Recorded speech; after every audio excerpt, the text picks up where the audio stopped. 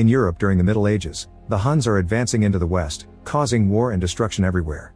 The Kingdom of Burgundy is fighting to survive, and now the king has to go out with his men to protect the borders. The area is covered in fog, so the army move carefully. They arrive at a village and find it burned down, with every person and animal dead on the ground. Suddenly a horse walks by, revealing a hidden enemy soldier. This man shoots an arrow at the king and rides away before they can capture him. Marshal Hagen runs to the king's side, but it's too late, he's already dead. A funeral is later held in the capital. Hagen is overwhelmed with guilt and thinks about his childhood. As a kid, he survived a terrible attack from a beast with just a few scars, and the king took him under his wing. Later, while Hagen is training, Princess Kriemhild assures him it wasn't his fault and that he's still part of the family. Soon Prince Gunther ascends the throne and has a meeting to discuss the situation since the kingdom is surrounded by enemies. They're desperate for allies, so Gunther decides that his sister will marry the king of Lombardy.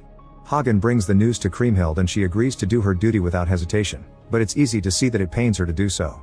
That night during a storm, 11 armed men are seen camping near the gates. When Hagen goes to the wall to take a better look, he sees a shadow that whispers, "I know your scars," before disappearing. In the morning, the group crosses the gate and the soldiers immediately surround them. Kriemhild watches them from afar and notices one of these riders changing his face. Gunther agrees to meet with the leader and learns he's Siegfried, Prince of Cassanten. Siegfried's and Gunther's fathers used to be allies in the old wars. To everyone's shock, Siegfried challenges Gunther to a duel. The guards immediately surround him to protect Gunther, and Siegfried agrees to stay as a guest instead. In private, Kriemhild tells Hagen about what she saw and wonders if that person is an old one, an evil being that haunts people's dreams. She thinks her brother should have sent the group away. That night Hagen keeps an eye on the guests. A cloaked figure leaves the group and walks around town, so Hagen follows him. He manages to corner him in an alley, but when he touches his shoulder the shape collapses into a bunch of bags. Meanwhile, Siegfried has drunk so much that he goes to the street to throw up. Hagen approaches him and tells him to leave the kingdom. Afterward, Hagen goes to bed and keeps having nightmares. He sees the mysterious guest in the stable surrounded by blood and tells him he isn't afraid, explaining that the old ones took everything from him, including his fear. The being says he knows Hagen's scars and how he got them, triggering a childhood memory about the loss of his parents during a dragon attack. In the morning, Hagen learns that the cloaked being was seen in the stables by the servants and some horses have been found dead. The survivors are freaking out and Kriemhild tries to calm her beloved horse down, but he breaks the rope and runs away. Hagen and Kriemhild jump on other horses and go after him. A chase ensues through the forest until the horse stops at the river to drink. Kriemhild approaches him and tries to pet him, but the horse freaks out again and hurts her hand before escaping.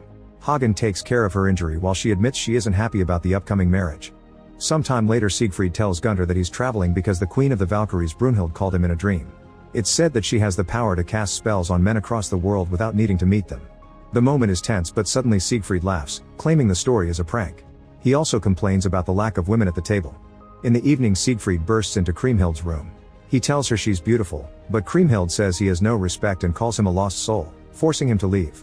Meanwhile, Hagen tells Gunther that he doesn't think the marriage is a good idea and assures him that their army is strong enough. Gunther trusts him and agrees to cancel the plan. He's also worried about Siegfried's story because he doesn't think it was a lie. The following morning, Gunther informs Kriemhild that she doesn't have to marry and she hugs him in happiness. The queen tells Hagen that her daughter had been ready to make a sacrifice for the kingdom and wonders if Hagen is capable of doing so too. Later, Hagen is training with his soldiers when Siegfried comes out with his men to train as well. Their brawling looks more like a street fight than trained knights. Siegfried forgets it isn't real and beats up one of his men, so the others have to pull him away as he laughs like a maniac. Then he asks the local soldiers for a new opponent, so Hagen walks ahead. When Siegfried throws a spear at him, Hagen easily catches it. Hagen tells him they're training for war, so Siegfried should take his game somewhere else. The moment is interrupted by the arrival of a horse with a dead body. A closer look reveals he's a man from a settlement near the border and he was found stabbed to death. Moments later, Gunther is informed that the Saxons and the Danes have turned against them. The capital is secure for now, but the rest of Burgundy will burn. Gunther is so desperate for allies that he tells Hagen to ally with Siegfried's group even if Hagen disapproves of the idea. When Hagen goes looking for Siegfried, he sees the cloaked figure sneaking around and finds some things on the ground that appear to be part of a ritual. The cloaked being finally reveals himself as Alberic and he insists he knows who gave Hagen those scars. Alberic explains that Siegfried fought the dragon alone and killed it. Then he bathed in his blood, which made him invulnerable. However, a leaf fell on his back and stopped the blood from touching that spot of skin, so it's Siegfried's only weakness. Alberic has been hired to make a sword with the dragon's bones. He yells at Hagen for letting Siegfried stay in the castle, saying they've given him what he's been looking for, a family. In the chapel, Gunther's prayers are interrupted by Siegfried and his men. He puts his sword in Gunther's hand and says he'll kill for him. When Hagen comes looking for them, he finds Gunther announcing that Siegfried is now an ally. Later, Hagen goes to say goodbye to Kriemhild before leaving for war. She asks him why he saved her from the marriage considering the kingdom needs allies, but Hagen refuses to answer. Kriemhild tries to mention the feelings between them and Hagen claims he did it to protect the kingdom, yet she says their home will never be safe. The next day the army marches to war. When they stop to camp for the night, Hagen discusses strategy with his men. He points out that the Saxons and the Danes are brave but lack discipline, so they must take advantage of their chaos. Siegfried is bored and leaves the meeting to rest in the forest. Gunther joins him and asks about the Valkyrie story, so Siegfried tells him that the queen calls for the warrior in him. In the middle of the night, Siegfried rides out and attacks the enemy alone. In the morning, everyone is shocked to see him come back with the head of the Saxon king. He explains that the Saxons are coming after him and are chaotic without a leader, so they must take the chance to fight them. The army is excited and follows Siegfried into battle, ignoring Hagen's concerns. Soon a vicious battle ensues in the forest. Hagen kills any enemy that comes too close, but he's more interested in finding his king. Siegfried fights without mercy and without needing armor, which causes quite an impression on everyone. When Hagen notices that one of his young soldiers has lost his helmet and is about to get killed, he jumps ahead and quickly kills the attacker before passing his own helmet to his friend. The fight continues with both armies losing people all over the place. Hagen sees that his best archer has been surrounded and tries to help, but a bunch of enemies surround him as well. He can only watch as the archer is stabbed to death. This distraction allows an opponent to hit Hagen in the face, causing him to lose his left eye. Hagen immediately brings the attacker down only to collapse in the process. The Dane king is coming for him while Alberic watches from his corner. Siegfried suddenly jumps in and kills the king too before he can reach Hagen, who passes out. When they return to the capital, the crowd cheers Siegfried's name, grateful for bringing them a victory. Siegfried throws himself at them, enjoying all the attention. Meanwhile Kriemhild is taking care of Hagen, who is still unconscious. Feeling frustrated, she goes looking for Siegfried and finds him drinking. She calls him out for disturbing the mourning of the fallen, but Siegfried says death is part of war. He thinks fallen warriors shouldn't be honored with silence, they should be celebrated. When he asks about Hagen, Kriemhild admits he may be dying, so Siegfried says that Alberic can help him. Moments later Alberic takes care of Hagen's wounds, drawing a mysterious symbol on his body while revealing the truth. It turns out Hagen's childhood story was a lie. Hagen comes from another kingdom, which had been attacked and conquered by Gunnar's father. His parents had been killed and Hagen was stuck in the fire. The dragon that showed up actually saved Hagen by taking him in its claws and flying him away, explaining the scars. The king later used the dragon to cover up what really happened. When Hagen finally wakes up, he visits the graves of the fallen soldiers.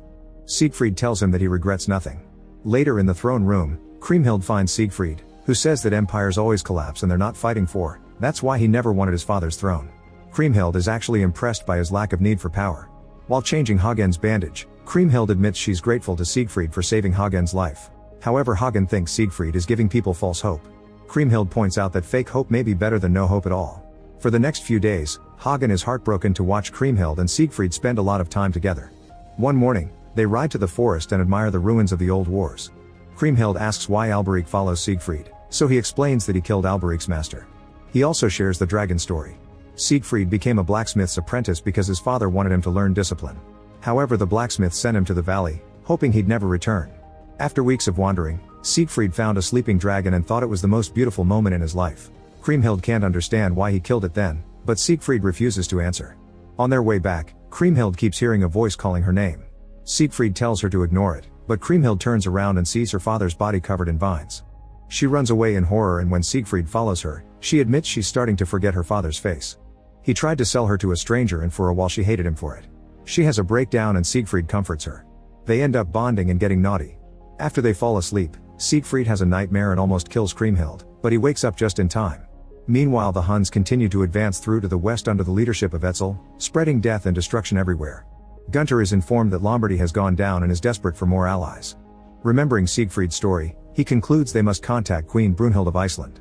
A council member brings this news to Hagen, disapproving of the idea. Brunhild is part of the Old Ones, who use dark magic and were driven off the land.